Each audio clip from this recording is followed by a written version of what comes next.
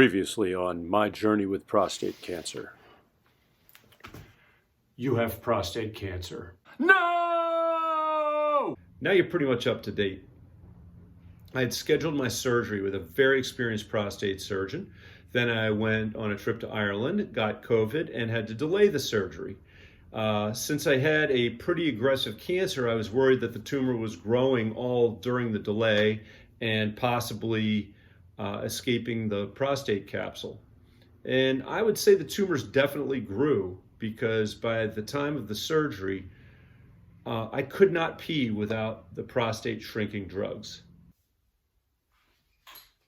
Okay, exercise time. Now, you're going to lose that prostate. At the top of the prostate is the sphincter that controls urinary flow. So what you've got to do is develop the muscles below that to control your urinary flow after the removal of the prostate. Women do it that way all the time. And you may have heard them talk about Kegel exercises. Okay, so, let's review some gym equipment, dumbbells, bands, mats, rowing machine. These are things you don't need. Because what you need to do is when you're grabbing your equipment, well, that's the equipment, and you really don't actually need to grab your equipment. All you're going to have to do is do what's called the Kegel exercises. And the Kegel exercises, what you do is you pretend you're peeing and you're stopping it. So that same muscles that you use to try to stop right now, like you're tensing things, tensing your buttocks and some muscles in your pelvic floor. So you want to exercise those. It's exactly as though you're trying to make your Johnson go up. So you're exercising that. You're tensing for a few seconds and releasing. And you're going to want to do that a lot before your surgery because you want to get as prepared as you possibly can. So after the surgery, you can regain continence really quickly. Now, I will say, this is the groin equivalent of going for a light jog in preparation for the running of the bulls. I mean, yeah, you want to know how to run. You don't want to just stand there and let them run over you. But it's still going to get messy. So no matter how much Kegel prep you do, be prepared. It's still going to be a process. Some people, it takes months. Some people never really regain full continence. It's a small percentage. Most people within about 6 months can regain continence. If you're younger, you're probably going to be able to do it a little earlier. So let me demonstrate proper Kegel form.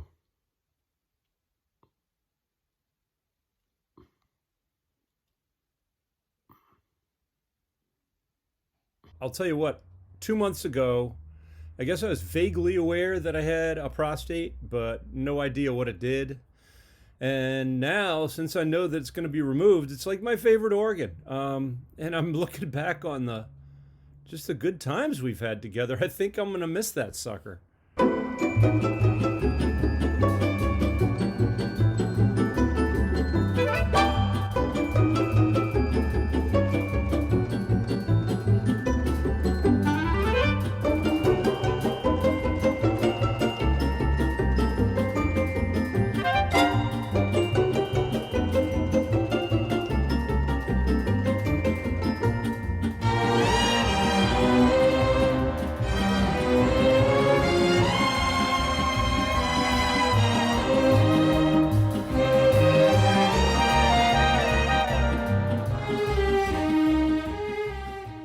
So I went in for a robot-assisted laparoscopic prostatectomy, RALP, if you ever see that acronym.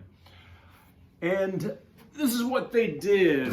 First they put me in the Trendelenburg position and they transected my urethra with... I'm just kidding, I don't have a song for that. That'd be kind of tasteless. But surprisingly, I don't have that much to say about it. It was kind of what you'd expect.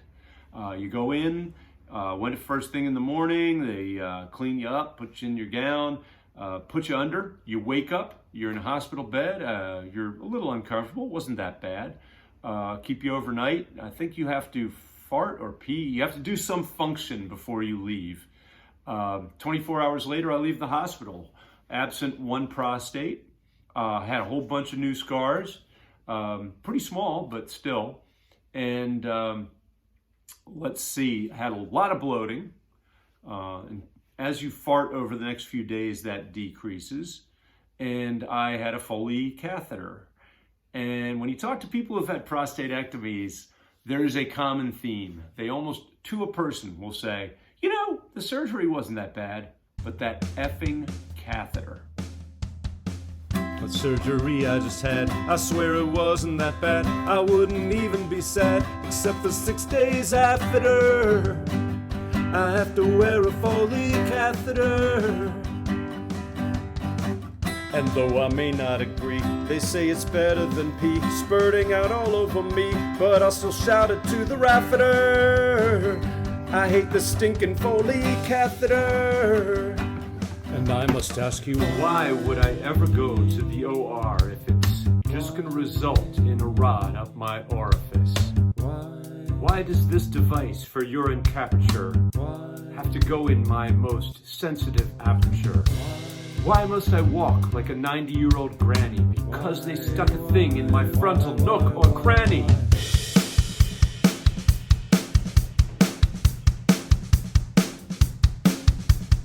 Big tip, don't be a rube. Put a big dab of lube on the big tip of your manly tube.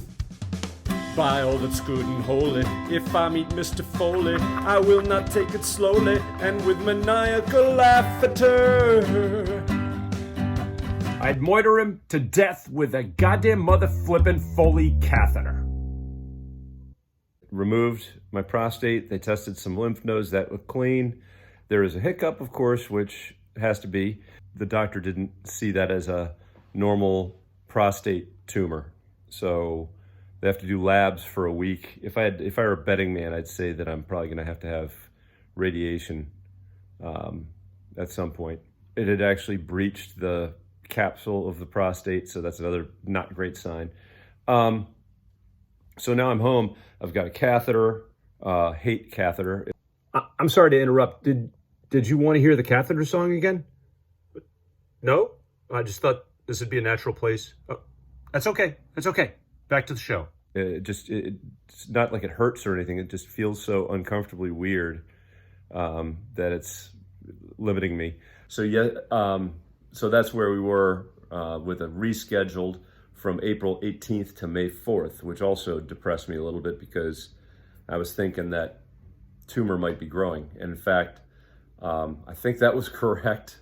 Next time, episode 5 of my journey with prostate cancer. We'll look at whether that tumor did turn out to be a sarcoma, as my surgeon thought it was. We'll look at removing a catheter.